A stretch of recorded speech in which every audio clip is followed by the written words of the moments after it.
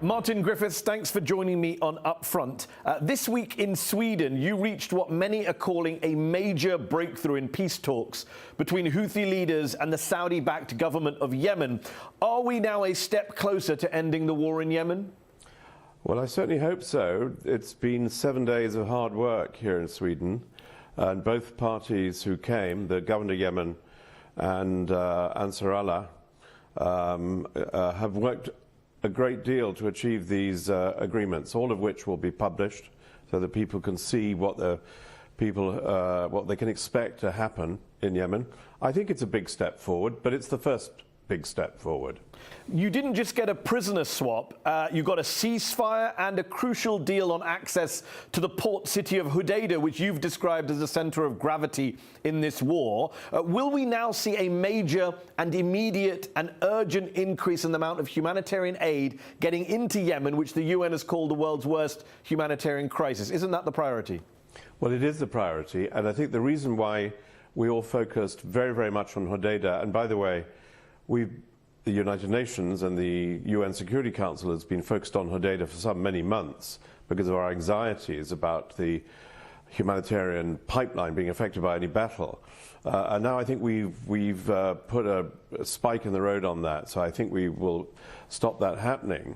And the first thing that I hope will happen is that the United Nations World Food Programme will be able to play a supervisory role in the port, and it will backstop the port authority in the three ports of Hoda, Salif and Ras Isa.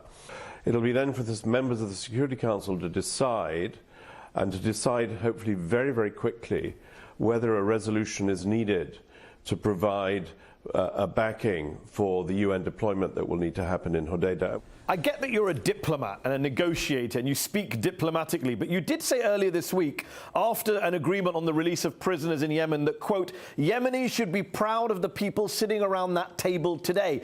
But if you were one of the 8 million Yemenis on the brink of a major famine, if you're one of the families of the thousands who have died in the war, in the cholera outbreak, the 22 million people who are in desperate need of food aid, should they really be proud of people on all sides who have brought such a horrific war to that country?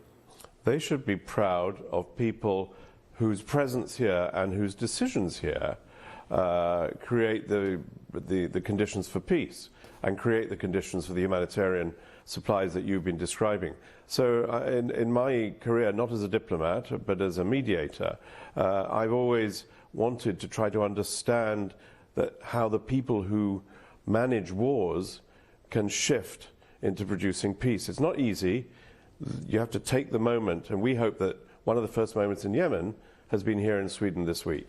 Isn't one of the problems with negotiations like this one that you bring both sides to the table as if they're equal parties, when in actual fact one side is a rebel group which has, yes, violated international laws, been accused of committing war crimes, but the other side is a Saudi-led coalition which supports the UN-recognized government, but which, according to the UN itself, is responsible for the vast majority of civilian casualties, for the tens of thousands of people who have died over the past few years?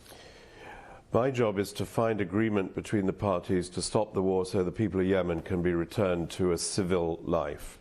And the people who can stop that war are the people who are overseeing the fighting of it. And the conflict in Yemen is, as you say, between the legitimate government of Yemen and them and Ansar Allah. As a mediator, it's not actually my primary purpose to make political judgments about these two, although I'm guided obviously by Security Council resolutions, including the crucial one, 2216. But my job is to find places where the two can respect each other's decisions to change the narrative in Yemen.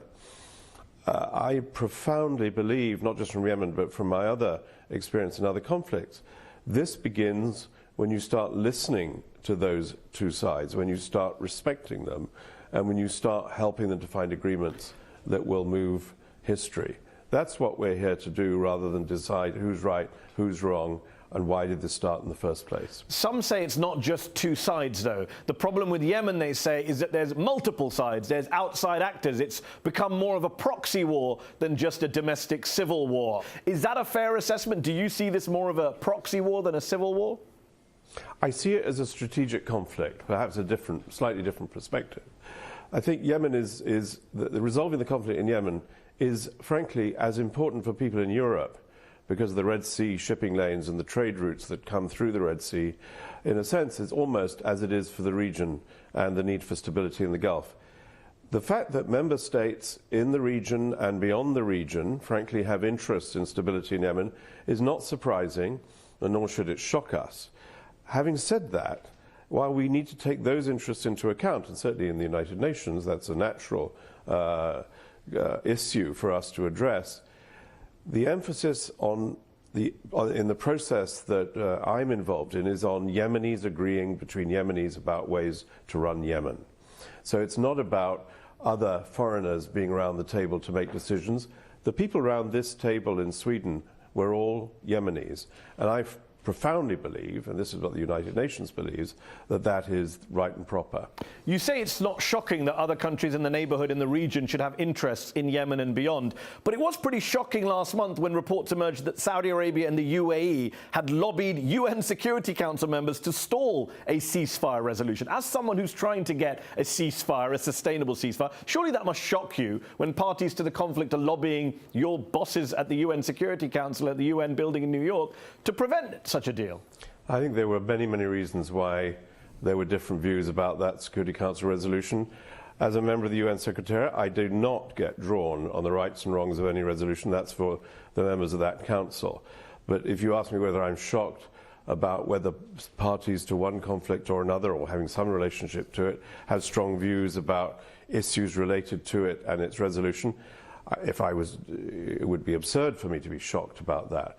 What I need to do is to understand why people have different approaches to resolving this conflict. I think that's perfectly normal. Every conflict you see that. We need to understand that so that we can actually find our way through it to resolve the conflict.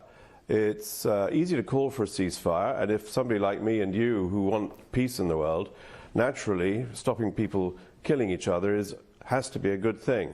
But ceasefires are difficult to make work, and a ceasefire that is called for and then breaks doesn't build confidence, it breaks confidence, and it takes you backwards. So it's essential for somebody in the position that I'm in to look very carefully at the prospects for any ceasefire. How will it work? How will it build confidence? How will it save lives? And will it alternatively do the opposite and breach the confidence between the parties? So it's not a simple judgment.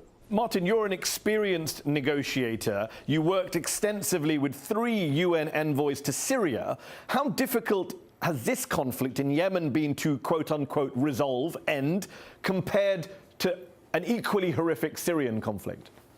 I feel, like all of us, extraordinarily sad about what's happened in Syria. I got involved firstly with Kofi Annan in 2012, then with his successor, Lakhdar Brahimi, and then Staffan de Mistura.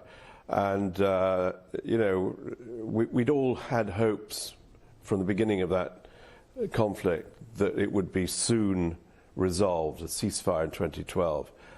When I look at Yemen, in some sense it's simpler. It's perhaps at an earlier stage, even though it's a 4-year war, than something we see in Syria. And so when I look at Yemen, I think, let us resolve this now before it becomes even more intractable than it is.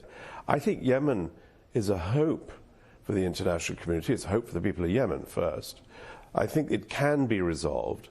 The fact that we got these quite remarkable agreements in the last 7 days in Sweden gives us some idea that that hope could be true. Just to push back on that point, and I hope you're right about the hope and about the agreements this week, but just to push back and say, do you understand why a lot of people around the world look at the UN in Syria, the UN in Yemen, the UN in Libya, maybe in Myanmar as well, and say, we've given up on this organization. It just doesn't work anymore. It just doesn't succeed in doing what it was supposed to succeed. Do you get why there's a lot of disillusionment with the UN across the globe right now?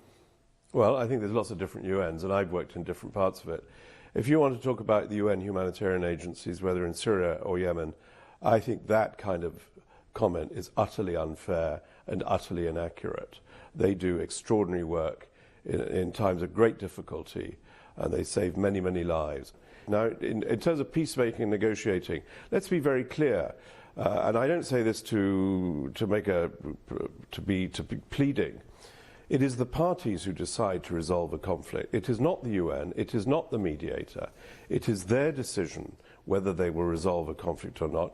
The decisions that were made this week in Sweden were not my decisions. I was here to help them come to those decisions.